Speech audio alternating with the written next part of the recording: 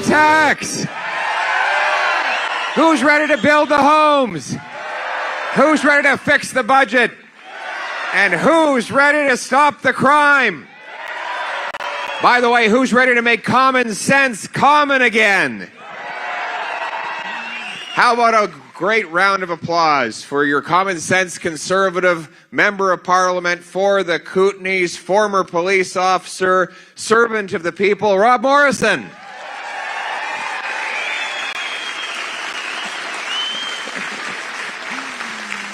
It's great to be back in beautiful British Columbia as an Albertan. As you know, I'm a member of that species of alien that invades your province. Either your lakes in the summer or your ski hills in the winter. You never see us during the spring or the fall normally. So you might wonder why this strange species is here today. But it's great to be back. Some of my best memories growing up in Calgary were when my parents, who were both teachers, would stuff us into the car and we'd go on a road trip. It would either be to the Okanagan or the Kootenays. And we would have a great camping trip. I was reminiscing about our trip to Penticton when I was a kid, and we went camping, and they just invented the Sea-Doo. And so I saw a Sea-Doo, and I was a very young kid, and I thought, geez, I need to ride one of those Sea-Doos. And I asked my dad, would you rent me a Sea-Doo? He said, it's way too expensive. You can have one of those little paddle boats instead. And so I went out in the middle of the lake, and some rich kids had Sea-Doos, and they started circling around me and laughing at me. So I went back to the shore, and I told my dad this tragic story. He said, we'll make you a deal. You work hard, get a job as you grow up, you can save up some money, and we'll lend you the car, and you can drive back out to Penticton and rent yourself a Sea-Doo. How's that sound for a deal? So I did. I actually didn't go all the way to Penticton. I went out to Windermere, and I did that when I was about 18 years old. I drove out in my mom's Chevy Lumina. You ever seen one of those? They look like a little spaceship. Yeah. Now we call them crossovers for kids who grew up with minivans and don't want to admit they drive a minivan. They drive a crossover instead. But anyway, the moral of the story was my parents taught me that if you wanted to have good things, you had to work hard.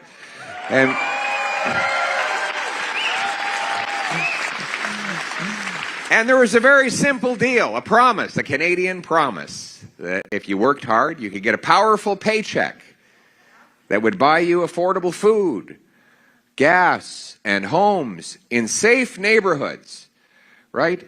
That promise was made to every single person, whether you've been here for 5 weeks or 5 generations, you could do it. Didn't matter what your name was or where you came from. You could work hard and achieve that Canadian dream. That was the deal, but that deal, like everything else after 9 years of Justin Trudeau, is broken. Life costs more. With the worst inflation in 40 years, food prices rose 36% faster here in Canada than they did south of the border because our carbon tax applied on the farmers and truckers who brought us our food, and now 2 million Canadians line up at food banks every single month. Work doesn't pay. You make it, they take it. Housing costs have doubled, rising faster than any other G7 country. Crime, chaos, drugs, disorder, hunger, and homelessness overtake our once safe and pristine streets. And our Prime Minister divides to distract from all that he has broken. You would think the NDP would be outraged by all of this. They were supposed to stand up for the little guy. Remember that? And yet, with all this human misery and poverty raging in our streets, and with the greatest income inequality ever recorded by Stats Canada, the NDP is not calling for a change. They're protecting the power and the privilege of the people in charge. The NDP, do they have an NDP MP out here? No. In this riding? What's his name? What's his name? Canning. Never heard of him. Never heard of him. What does it look like? Tall guy? Small guy? You've never seen him either. You don't know who he is either. He doesn't, his phone doesn't work. Jeez, his phone broke down and everything. What about mail? Does he respond to letters? So he's gone missing. We're going to have to call the police and put him in the witness protection program. Nobody's ever seen him. He blends into the wallpaper.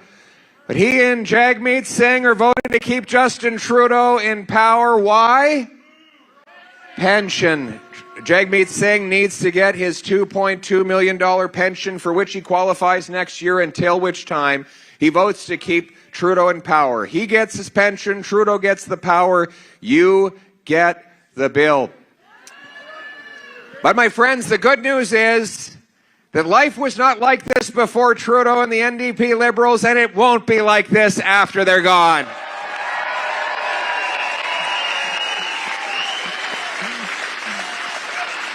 We're going to bring home the country we love, a country where hard work pays off, a meritocracy, not an aristocracy, a place where common sense is common again and the people are masters and the government is the servant.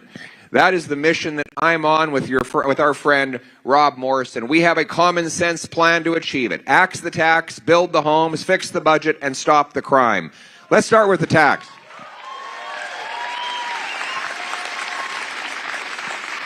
So here we are in Canada with so many people lined up in food banks, and the Prime Minister and the NDP not only have this 17-cent a litre carbon tax, now their plan is to quadruple the tax to 61 cents a litre.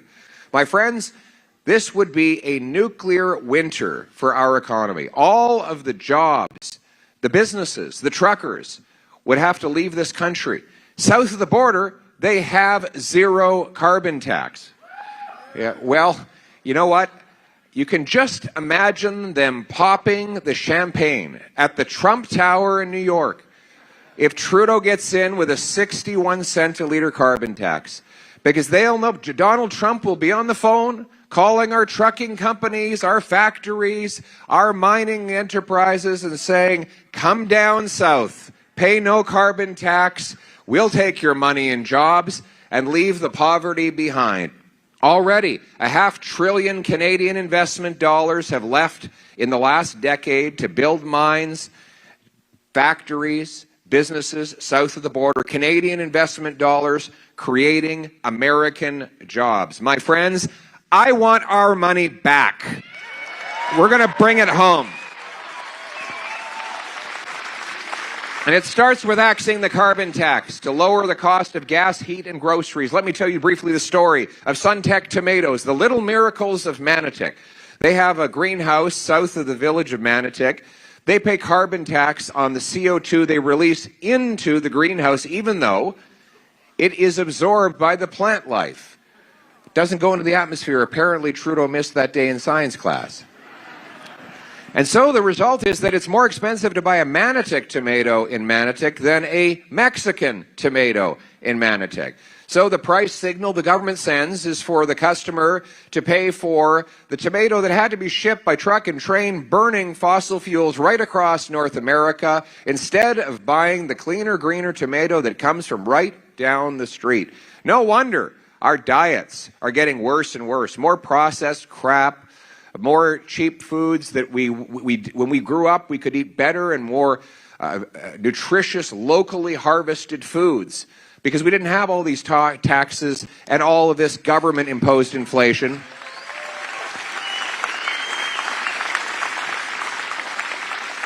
By axing the tax and removing these other obstacles, we can allow more locally produced foods like apples. What do we have here? Apples. An apple a day will keep the woke journalists away.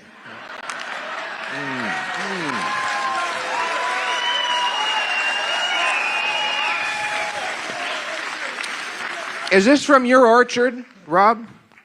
Close by. Where's it from? Oh, you didn't bring it here. I had a beautiful ambrosia this morning in the Okanagan. Best apples in the world. We want to grow those more affordably. By axing the tax, we'll make that possible. But in order to have affordable prices, you need sound money. We don't have that now. You know how much cash we've created in the last 4 years in Canada? $700 billion. So the amount of money in our economy, bills, coins, and bank deposits, has gone from 1.8 trillion to 2.5 trillion in 4 years. That's a 40% increase in the supply of money, during which time the real economy grew by 4%. So we're growing the money supply 10 times faster than we grow the stuff that money buys. So if you have an economy with 10 apples and $10, it's a buck an apple. You double the number of dollars in the economy to 20, but there's still only 10 apples. You're not twice as rich. It's just that each apple now costs twice as much, because those dollars have to compete to buy the fixed supply of goods.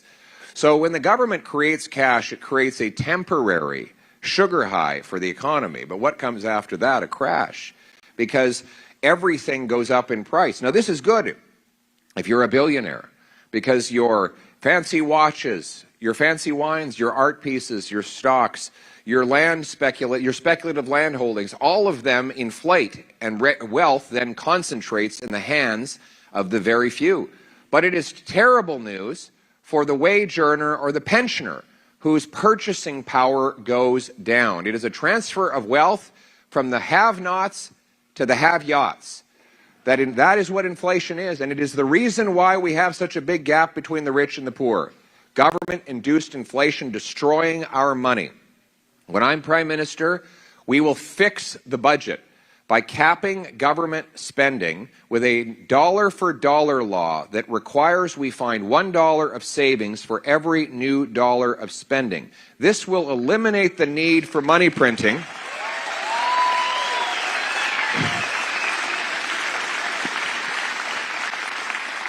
We will get the central bank back to its core mission, which is to protect the purchasing power of our money through low inflation, not printing cash for politicians to spend.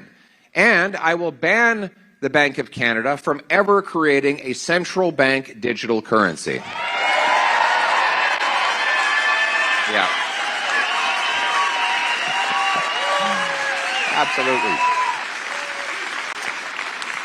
We don't want the government controlling your bank account. We saw what happened when the truckers spoke up for their freedom. We don't want the government to have control over your bank account, able to monitor your decisions or take away your financial freedom. We want financial autonomy for our people, and autonomy means we need an informed public. So can somebody tell me how much cash we've created in the last 4 years?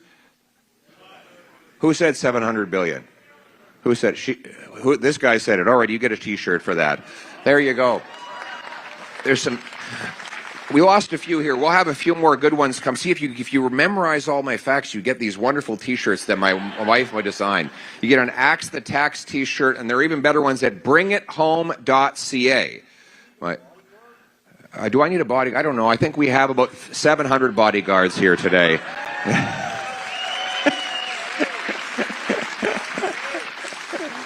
I feel pretty safe, but we should. Yes, we've got great people here protecting us and standing up for our community, and I feel very welcome here in your community. Thank you very much, Castlegar, for having me.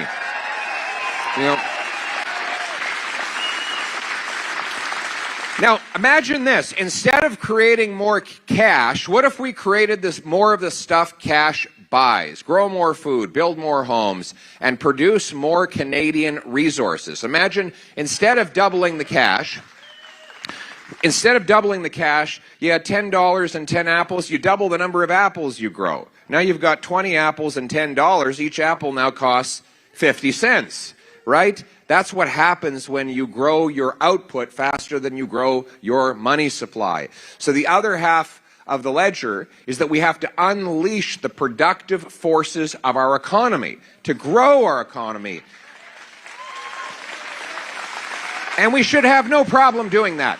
There is no excuse for the fact that we're becoming poorer, that the fact that we have a smaller per capita GDP than we did 10 years ago, the fact that we are falling behind most of the developed world, that we are becoming one of the poorer developed countries. is inexcusable. Think about it. We have the third biggest supply of oil, the fifth biggest supply of natural gas, the biggest supply of fresh water, the fifth biggest supply of farmland per capita, the biggest supply of uranium. We have not one, not two, not three, but 4 coasts. We live next to the biggest military and economic power the world has ever seen. We should be the richest nation on earth.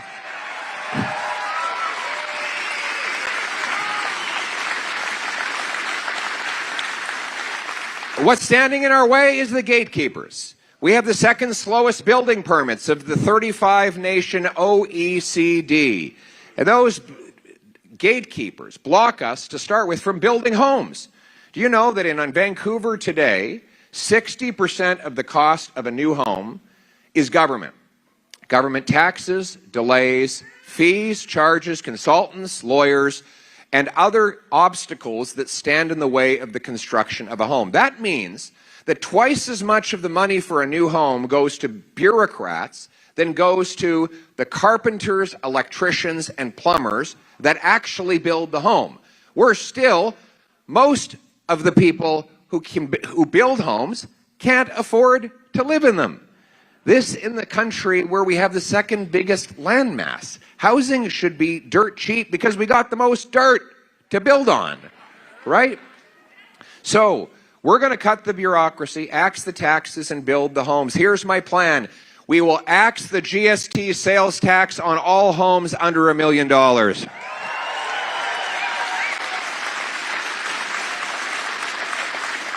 For a home going for, say, 600 grand here in this community, you would save $30,000, and that would mean over $1,000 a year in lower mortgage payments.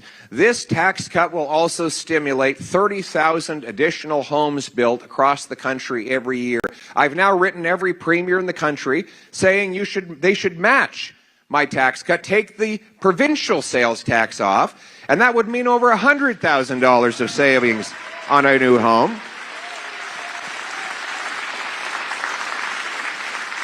But I'm not finished. We got to go to the next level of government, because big city gatekeepers in municipal governments are to blame for a large part of the cost increase. They impose these slow permits and high development charges. 1/3, I said 2/3 in Vancouver is government. 1/3 across Canada of housing costs is just municipal, federal, and provincial taxes. I'm going to require local governments speed up permits, free up land, and cut development charges to build 15% more homes per year as a condition of getting their federal funding. Those that beat my target will get a funding bonus. But let me put the word out to the big city politicians in Vancouver, Toronto, and elsewhere. Those that are charging too much development taxes on new homes will be cut off from federal funds. There will be no more federal funds to bloat municipal bureaucracies, whose budgets, by the way, have been growing twice as fast as inflation and population combined for the last 2 decades.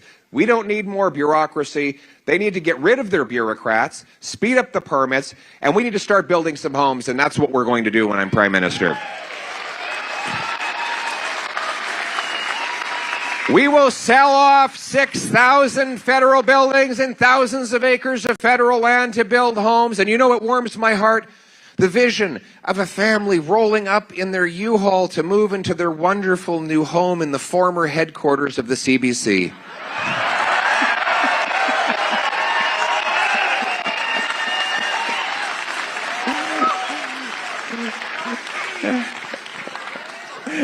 And we're not just going to build homes, we're going to develop our resources. To do that, we need to get the government gatekeepers out of the way again. It takes 19 years to get a mine approved in Canada. No wonder we are importing critical minerals. You see these people driving around proud as punch that they have an electric car. Well, where did the lithium come from for that battery? Coal burning China. Burning coal into the air to refine the lithium over there that we have over here beneath our feet, but we don't mine lithium in Canada. In fact, we have almost no lithium production, despite the fact that we are have the fifth biggest reserves. There is one mine in Canada that does harvest some lithium, and Trudeau authorized it to be sold to China. So they take our lithium over there, they burn coal to refine it, then they send back the batteries and they make all the money. Aren't we a bunch of suckers? And then we have radical, fanatical, environmentalist Stéphane Guilbeault. Guy wants to ban road building. He's against nuclear. He wants to shut down our forestry sector because he says the caribou are all going to die if we keep harvesting trees. This guy has no problem shipping the jobs over to China while he shuts down our industries here in Canada. When I'm Prime Minister, we're going to reverse everything he's done. We will repeal.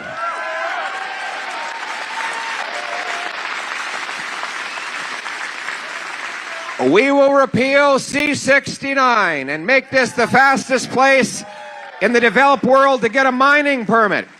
We're going to approve pipelines to deliver our energy, built with Canadian steel.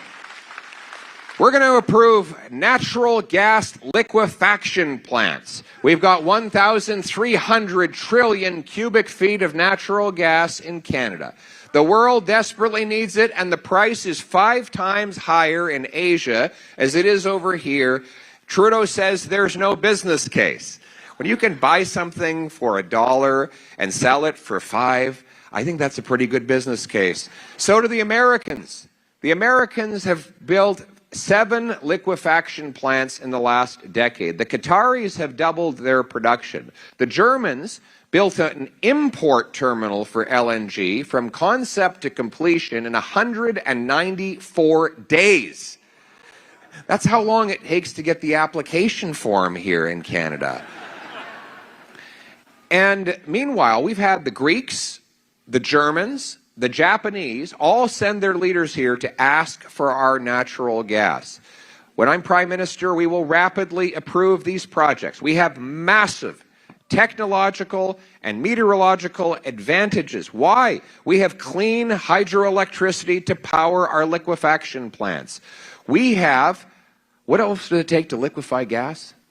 Cold weather. What do we have in Canada? Oh, stop your complaining. It's not that cold here. Try coming to Ottawa. You see how cold it got last winter? We even saw Justin Trudeau with his hands in his own pockets.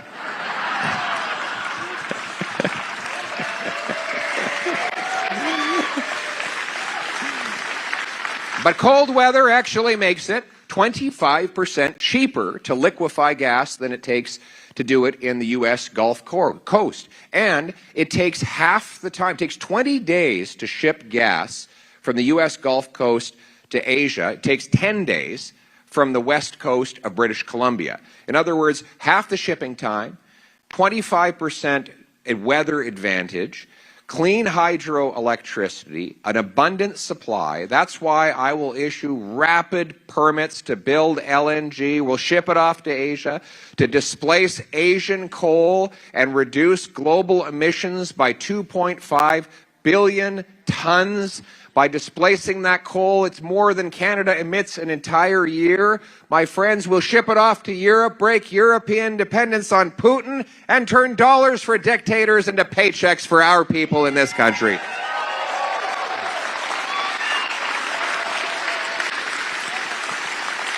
And we'll fight for our loggers. Our logging industry is under attack. We got the best loggers in the world, the best forests. You know, they've invented this new technology. It sucks carbon out of the atmosphere, turns it into a building material. They're called trees. We have them here in Canada, but the NDP in this province have been destroying the industry and killing thousands of jobs in the process with their radical, woke policies. Meanwhile, Justin Trudeau got bulldozed by Donald Trump.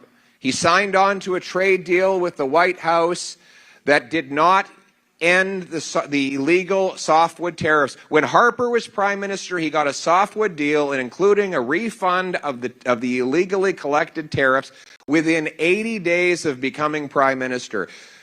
Justin Trudeau has been Prime Minister for 9 years. He's had 3 presidents. And what do we have? $9 billion in illegally collected tariffs that are sitting in a vault in Washington. When I am Prime Minister, I will stand up and fight for our softwood industry to get our $9 billion back and our jobs.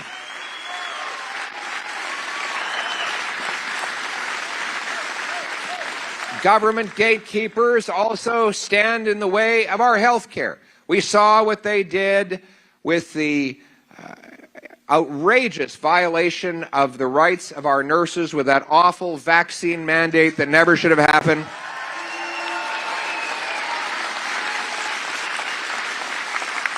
And we have 32,000 immigrant nurses, 20,000 immigrant doctors that cannot work in Canada, not because they are unqualified, but because there is no way to prove their qualifications.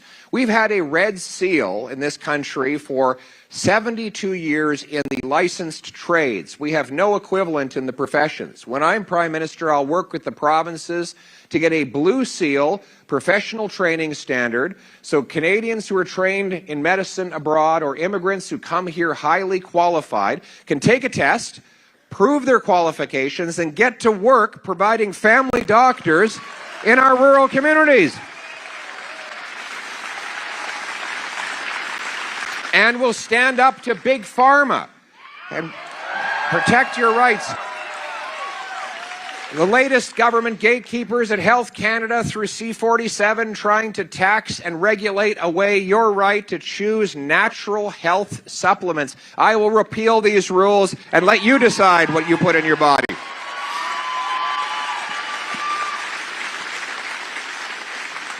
We're going to remove the government gatekeepers at CRA. The tax system is the biggest gatekeeper of all, punishing hard work, leaving more money, putting more money in the hands of government bureaucrats where it goes to die, and discouraging people from improving their lives. Listen, there's a beautiful meme on the internet. It was a man explaining to his little boy what a tax form was. And the boy was crying. He said, "Dad, what's a tax form?"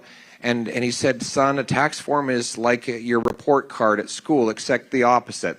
The better you do, the worse you get." Right? It's the fine you pay for the crime of hard work.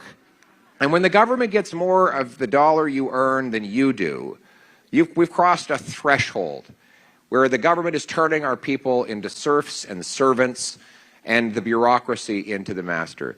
We have got to cut the taxes to reward hard work. I will pass a bring-it-home tax cut on work, investment, and making things in Canada with the explicit goal of allowing you to bring home more of your paycheck while we bring home more of our industry to this country.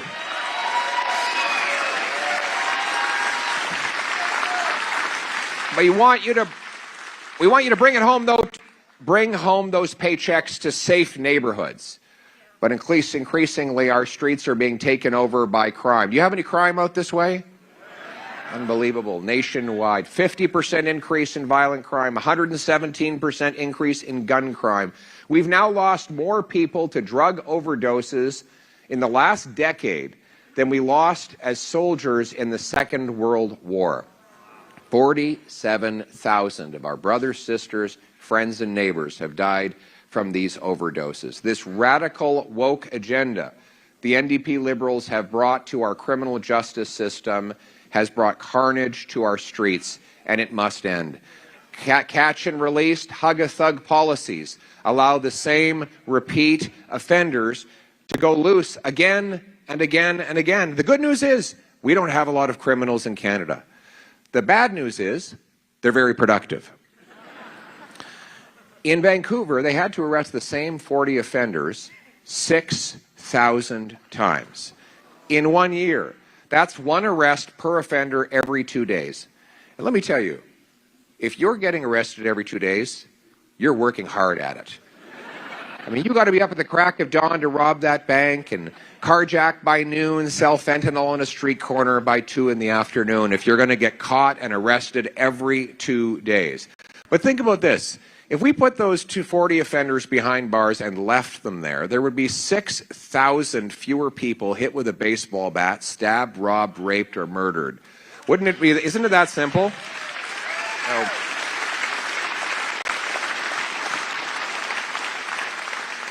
So how many times were these 40 offenders arrested in a year? 6,000. I heard a lady's voice over there. Was that you? Oh, over there. She's fast. All right, there you go. You got a hunting. You like hunting? All right, there you go. Hold up the shirt. Show them what you got there. That's a Protect Our Hunters shirt. Any hunters in the crowd? Right on. Protect the hunters. So here's my common sense plan for the criminals. We're going to pass a law that says repeat violent offenders will be ineligible for bail, parole, house arrest, or probation. It will be jail, not bail. Jail, not bail. We will secure the borders with high-powered scanners that look into the shipping containers so that we can intercept the drugs and guns from coming in and the stolen cars from going out. And we will pay for it on the dollar-for-dollar principle by canceling the multi-billion-dollar outrageous and unjust gun grab. Our sports shooters and hunters will be able to keep their firearms.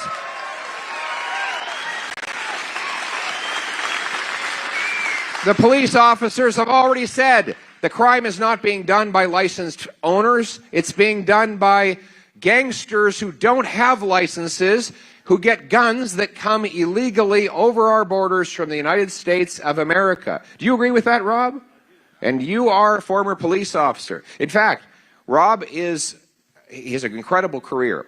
He used to actually burglarize the houses of criminals when he was an RCMP officer and put cameras and listening devices in there.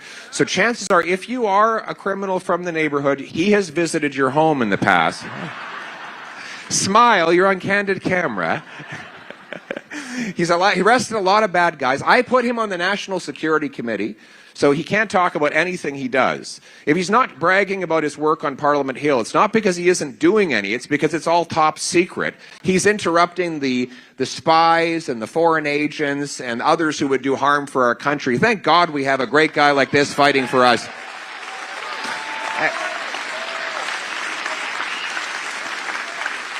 And Rob will tell you the people with licenses to own a firearm are the least likely to commit a gun crime. Statistically speaking, they've already gone through all the vetting. And so what we need, Trudeau wants to ban Grandpa Joe's hunting rifle. Grandpa Joe's not the problem. Here's how it is. I want to protect Canadians from criminals. NDP Liberals want to protect turkeys from hunters. Canadians will decide which they prefer. But absolutely. And we have to stop the drugs as well. Drugs, this radical experiment imposed by the wokeocracy in British Columbia with the support of both the NDP and Liberals has done two things. It has killed our people, and it has enriched money-sucking, parasitical companies and bureaucrats. Let's remember how this thing started. 30 years ago, corrupt pharmaceutical companies flooded North America with OxyContin, claiming it was neither lethal nor addictive. They knew they were lying. Documents show that they knew internally they were lying. They paid bonuses to their distributors for each overdose they caused. They had to pay $54 billion in settlements to the U.S. governments who sued them for it because they were caught carrying out this scam.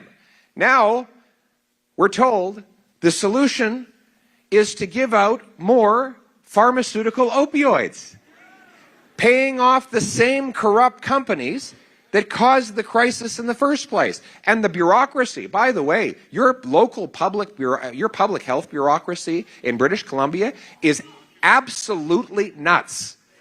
Absolutely nuts. Bonkers.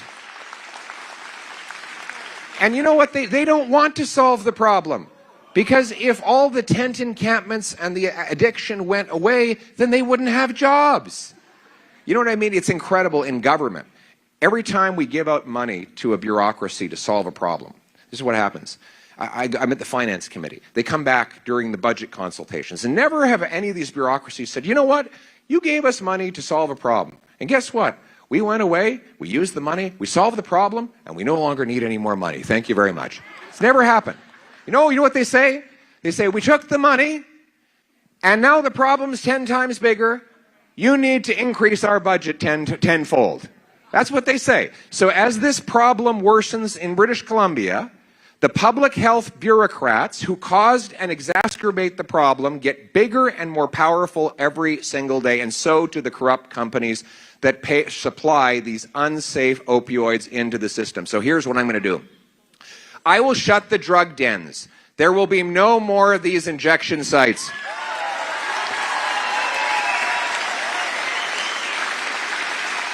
I will cut off the taxpayer-subsidized opioids. I will put the money into treatment and recovery services. We will give hope to the people. If you're out there suffering from addiction, know that there is a better day and a better way ahead for you.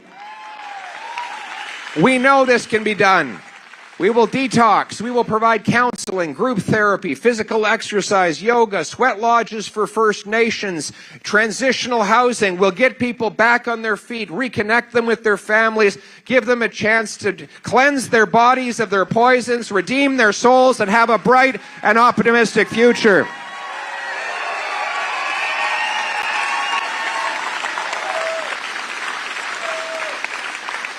And I said there'd be a dollar-for-dollar law. How will we pay for it? We will sue those corrupt pharmaceutical companies and recover the money. We'll bring our loved ones home drug-free, and we will restore our freedom in this country. We will repeal the censorship laws, C-11 and C-63. There will be no mandatory digital IDs. We will ban all of our ministers and MPs from any involvement in the World Economic Forum.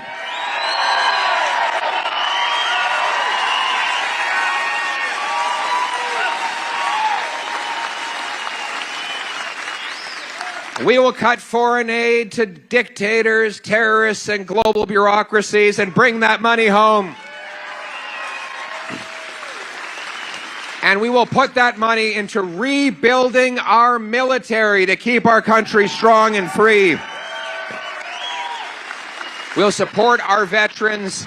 We'll expand the reserves. Our young reservists will gain skills not just in defending the nation, but in the trades, in AI, in cybersecurity, so that they can take those skills from helmets to hard hats and earn great livings in the civilian economy later on. And by the way, our military will once again be driven by a warrior ethic, not a woke ethic.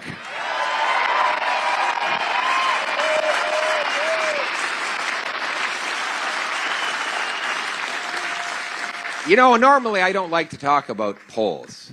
And I won't talk about them for long, but I just noticed recently some of the media have been spinning their heads about why it is that Pierre Poilievre and the Conservatives are leading among young people. They find it so bizarre. They say, you know, aren't young people supposed to follow this script that they're force-fed in their universities and in school and by the media elites that, you know, you never have to grow up, you'll get a basic income from the government, everything will be free. That this was the utopian ideology they've been pushing. And they've tried to censor anybody on our campuses who disagreed. They tried to censor Jordan Peterson, the great Jordan Peterson.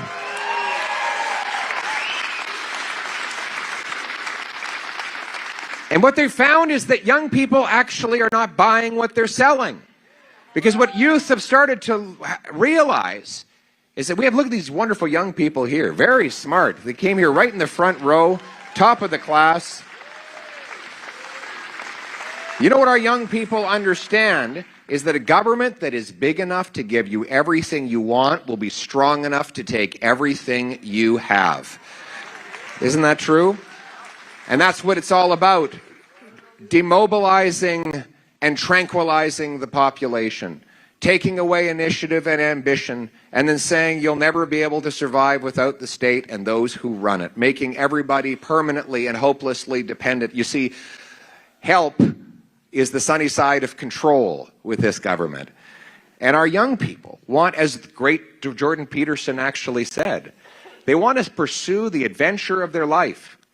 That adventure is going out into the world and harvesting a living, bringing it back and building a home, starting a family and having kids. That was the spirit that allowed our Indigenous people to survive here from time immemorial, to go out into the wilderness and hunt and feed their communities.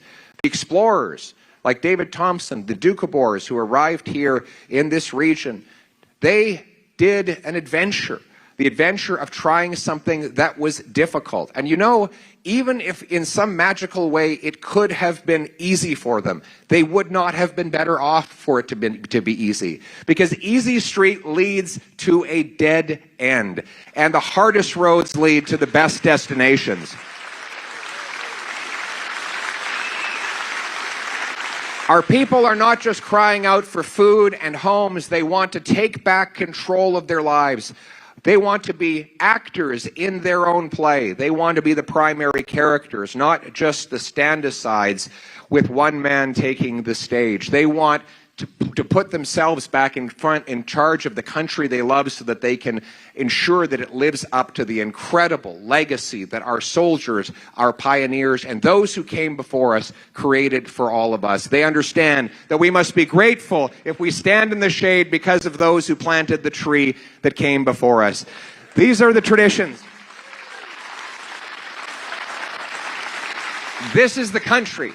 The best country in the world, a country where hard work gives you a powerful paycheck and pension that buys affordable food, where anyone from anywhere can do anything. Here in Canada, the freest nation on earth. Let's bring it home. Thank you.